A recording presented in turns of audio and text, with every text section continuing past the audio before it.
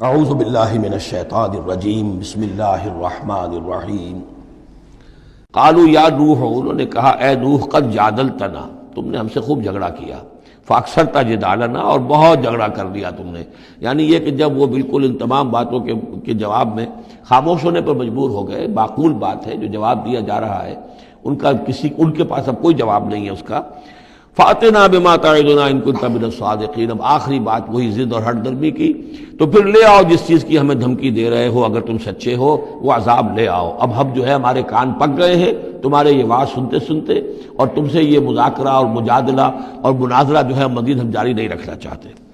قال انما یاتیکم بہ اللہ ان شاء، انہوں نے فرمایا کہ وہ تو اللہ لے آئے گا وہ عذاب تمہارے اوپر اگر وہ چاہے گا، انما یاتیکم بہ اللہ، وہ لائے گا تمہارے اوپر اللہ انشاء اگر وہ چاہے گا، وما انتم بمعجزین، اور پھر تم اس کو تھکا نہیں سکو گے بھاگ کر، یعنی تم اسے ہرا نہیں سکو گے، تم اس سے بچ کر بھاگ نہیں سکو گے۔ ولا ينفعکم نصحی ان اردت ان انصح لکم، اور میری نصیحت، میرا خلوص، میری خیر خواہی تمہارے حق میں کچھ مفید نہیں ہو سکتی، خواہ میں کتنا ہی تمہارا ناصح ہوں، کتنا ہی تمہارے ساتھ مخلص ہوں، نصیحت کر رہا ہوں، خیر خواہ ہوں۔ ان کان اللہ یرید ان یغویکم، اگر اللہ ہی فیصلہ کر چکا ہو کہ وہ تمہاری گمراہی کے اوپر اس کی مہر ثبت ہو چکی ہو، اگر اللہ تعالیٰ فیصلہ کر چکا ہے تو میری یہ سارا اخلاص اور خلوص اور دعوت اور نصیحت اور خیر خواہی اس کا کوئی نتیجہ نہیں نکلے گا۔ ہو ربکم، وہ تمہارا رب ہے، وإلیہ ترجعون، اور اسی کی طرف تم لوٹا دیے جاؤ گے۔ ام یقولون افتراہ، کیا یہ کہتے ہیں کہ یہ اے محمد صلی اللہ علیہ وسلم آپ نے اس کو گھڑ لیا ہے؟ قل ان افتریتہ فعلی اجرامی، اب یہاں درمیان میں حضرت نوح علیہ السلام کی بات چل رہی ہے اور آگے بھی چلے گی، لیکن درمیان میں ایک جملہ معترضہ ہے۔ یہ ساری باتیں ہیں نبی جو آپ کو ہم وحی کے ذریعے سے بتا رہے ہیں، یہ ساری جو گفت و شنید ہوئی تھی حضرت نوح علیہ السلام کے اور ان کی قوم کے درمیان، آپ کو کیسے معلوم ہوئی؟ آپ نے گھڑ لی ہے؟ آپ کو اب کوئی فکشن ہے، کوئی سٹوری ہے، کیا ہے؟ نہیں، یہ تو اللہ تعالیٰ کی طرف سے ہے۔ قل ان افتریتہ، کہہ دیجئے اگر میں نے یہ گھڑی ہوئی ہوں یہ چیزیں، فعلی اجرامی، تو پھر یہ میرا جرم ہوگا، اس کا وبال مجھ پر آئے گا، وانا بریء مما تجرمون، ورنہ پھر یہ ہے کہ جو جرم تم کر رہے ہو، جھٹلا رہے ہو، تو میں اس سے بری ہوں۔ وأوحی الی نوح، اور وحی کر دیا گیا نوح کی جانب، انہ لن یؤمن من قومک الا من قد آمن، اب کوئی اور شخص ایمان نہیں لائے گا تمہاری قوم میں سے سوائے ان کے جو ایمان لا چکے ہیں۔ فلا تبتئس بما كانوا يفعلون، سو اب جو کچھ وہ کر رہے ہیں آپ اس پر افسوس نہ کریں اور غمگین نہ ہوں۔ واصنع الفلک بأعیننا ووحینا، اور اب آپ کشتی تیار کیجئے، کشتی بنائیے ہماری نگاہوں کے سامنے، یعنی ہم دیکھ رہے ہیں اور ہمارے انسٹرکشنز کے مطابق، ووحینا معلوم ہوتا ہے کہ اللہ تعالیٰ کی طرف سے ہر یعنی سٹیپ پر ان کو وحی آ رہی ہے، اور کہ اس طرح کرو، اتنی لمبی بناؤ، ایسی لکڑیاں تیار کرو، بِأَعْيُنِنَا وَوَحْيِنَا، ہماری نگاہوں کے سامنے اور ہماری ہی انسٹرکشنز کے مطابق، وحی کے مطابق۔ وَلَا تُخَاطِبْنِي فِي الَّذِينَ ظَلَمُوا، اب دیکھنا جو ظالم ہیں ان کے بارے میں مجھ سے خطاب نہ کرنا، مجھ سے دعا نہ کرنا، مجھ سے بات نہ کرنا کہ فلاں جو ہے یہ میرا عزیز ہے اور فلاں میرا رشتہ دار ہے۔ اب جو بھی ظالم ہے اس کے بارے میں تمہاری طرف سے کوئی نرم بات نہ آئے۔ انہم مغرقون، اب یہ سب کے سب غرق کیے جائیں گے۔ وَيَصْنَعُ الْفُلْكَ، اب وہ نقشہ دیکھیے آپ چشم تصور سے، خشکی پر بیٹھے ہوئے ہیں اور حضرت نوح علیہ السلام آس پاس سمندر کہیں ہے ہی نہیں اور وہ کشتی بنا رہے ہیں۔ وَيَصْنَعُ الْفُلْكَ، اور وہ بنا رہے کشتی۔ وَكُلَّمَا مَرَّ عَلَيْهِ مَلَأٌ مِّن قَوْمِهِ سَخِرُوا مِنْهُ، جب بھی ان کی قوم کے سردار ان کے پاس سے گزرتے تھے وہ مذاق اڑاتے تھے کہ معلوم ہوتا اب تک تو ہم سمجھتے تھے کہ بہرحال یہ کچھ شاید بات بنا رہا ہے، جھوٹ بول رہا ہے، کیا کر رہا ہے، اب تو معلوم ہوتا بالکل ہی مت ماری گئی، اب کوئی جو ہے ہوش ٹھکانے نہیں رہے یہ، تو وہ ہنستے تھے۔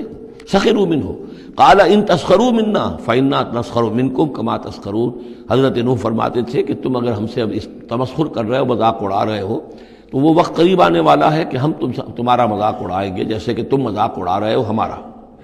فسوف تعلمون من یاتیہ عذاب یخزیہ، تو تم ان قریب جان لوگے کہ کون ہے وہ جن پر کہ عذاب آتا ہے جو ان کو رسوا کر دے گا۔ ویحل علیہ عذاب مقیم، اور اس پر اترے گا وہ عذاب کے جو قائم رہنے والا ہے اور دائمی ہے۔ حتیٰ اذا جاء امرنا وفارت تنور، یہاں تک کہ جب ہمارا حکم آ گیا اور جوش مارا تنور نے۔ اب یہ جو ہے جہاں تک اس کا یعنی جیوگرافیکل یا جیولوجیکل جو بھی اس کا پس منظر ہے، اس کے ضمن میں ایچ جی ویلز نے جو بات کہی ہے وہ میں آپ کو بتا دینا چاہتا ہوں۔ اس کا کہنا یہ ہے کہ میڈیٹرینین کا جو کی سطح وہ بہت بلند تھی، اور ساحل کے ساتھ ساتھ جو ہے اس کے جو مشرقی ساحل ہے اس کا، جو شام کا اور فلسطین کا، تو یہاں پر جو ہے وہ اونچے پہاڑ تھے. جیسے کراچی کے بارے میں بھی کہا جاتا ہے کہ کراچی کے بعض علاقے جو ہیں وہ سطح سمندر سے نیچے ہیں، لیکن ساحل کے ساتھ ساتھ اونچا علاقہ ایسا ہے کہ جو سمندر کو روکے ہوئے. اگر کسی جگہ پر ایسا ہو تو اگر کہیں کوئی ایک سوراخ بھی ہو جائے تو یہ ایسا ہی ہے جیسے کسی بڑے بند میں سوراخ ہو جائے. اگر خدا نہ خواستہ کہیں تربیلا ڈیم میں یا کہیں کوئی اور اس طریقے کی بات ہو جائے تو پھر جو تباہی آئے گی اس کا آپ اندازہ کر لیجئے. تو ان کا کہنا یہ ہے کہ وہ سیلاب جو آیا ہے تو میڈیٹرینین میں وہ جو اس کا ساحلی علاقہ تھا اس میں سے کہیں وہ راستہ نکلا ہے پانی کا اور پھر سمندر آیا ہے، اور وہ سمندر جو ہے پورے مڈل ایسٹ کے علاقے کے اوپر جو ہے اس کے اوپر وہ پانی سمندر کی شکل بن گیا ہے. یہ ہے ان کی تعویل. اس لیے کہ تاریخی طور پر اور طبقات الارض کا جو علم ہے وہ بتاتا ہے کہ اس پورے علاقے میں ایک بہت بڑے وسیع پیمانے پر فلڈ کے آثار موجود ہیں.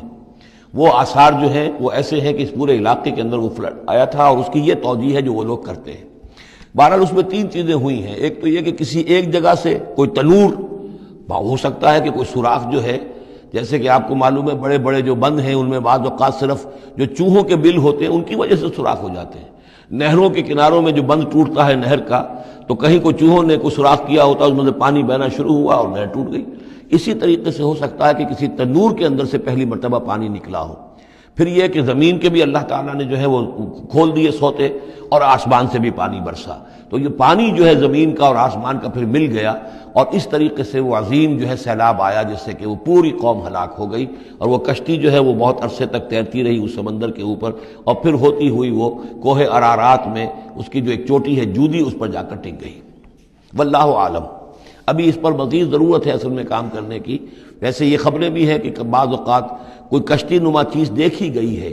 یہ علاقہ جو ہے اصل میں کہ جو جہاں پہ ترکی کی سرحد ملتی ہے روس کے ساتھ، ادھر وہ آذربائیجان وغیرہ کا علاقہ ہے، ادھر پھر یہ ترکی ہے، اوپر روس کا علاقہ جو ہے، تو اس میں ادھر سے راستہ جو ہے بہت دشوار گزار ہے، چڑھ نہیں سکتے. روس کی طرف سے راستہ ہے. اس کی چوٹیوں پر بعض پائلٹس نے کہیں دیکھا ہے اور خبر دی ہے کہ کوئی بہت بڑی کشتی قسم کی شے جو ہے وہ کسی چوٹی کے اوپر رکھی ہوئی ہے. اور قرآن مجید چونکہ بار بار کہتا ہے کہ ہم اسے برقرار رکھیں گے، ایک وقت آئے گا کہ وہ لوگوں کے لیے ایک نشانی بن کر ظاہر ہوگی، تو اس سے معلوم ہوتا ہے کہ وہ کشتی اب بھی وہاں پر موجود ہے اور انسان جو ہے اس تک رسائی حاصل کرے گا.